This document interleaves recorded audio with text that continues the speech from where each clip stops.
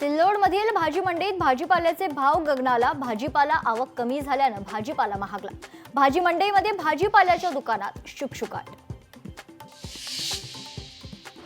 यवतमाळ शहरात अनेक ठिकाणी कचऱ्याचं साम्राज्य. पावसाच्या पाण्यामुळे कचऱ्याला दुर्गंधी. नगरपालिकेचं मात्र याकडे दुर्लक्ष.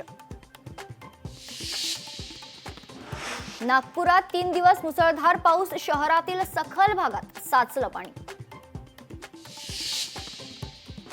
खडकी स्टेशनवरील प्लॅटफॉर्मच्या कामामुळे मेगा ब्लॉक. काही लोकल रद्द तर काही मेल एक्सप्रेस रेल्वे गाड्या उशिराने धावणार. परभणीत अवैध देशी दारू विक्री विरोधात महिला आक्रमक. तक्रार करूनही पोलिसांनी दुर्लक्ष केल्याने पोलिसांविरोधात घोषणाबाजी. पोलीस स्थानकात येऊन आंदोलन करण्याचा इशारा.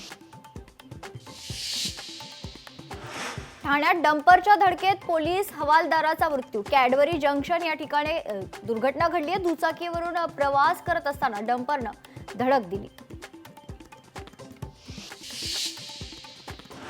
मालाडमध्ये जिवंत काडतुसासह एका गुन्हेगाराला अटक. बनावट कागदपत्रांच्या आधारे पिस्तुलांची विक्री.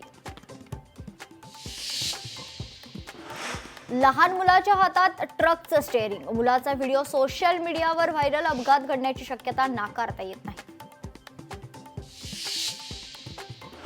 दारूच्या नशेत एसटी चालवल्याचा प्रकार. पंढरपूरवरून अक्कलकोटकडे जाणाऱ्या बसमधील घटना. प्रवाशांची परिवहन विभागाच्या अधिकाऱ्यांकडे तक्रार. छत्तीसगडच्या सुकमा जिल्ह्यात आत्मसमर्पण. 3 जोडप्यांसह 23 नक्षलवाद्यांचं आत्मसमर्पण. नक्षलवाद्यांवर एकूण 1,18,00,000 रुपयांचे बक्षीस होतं.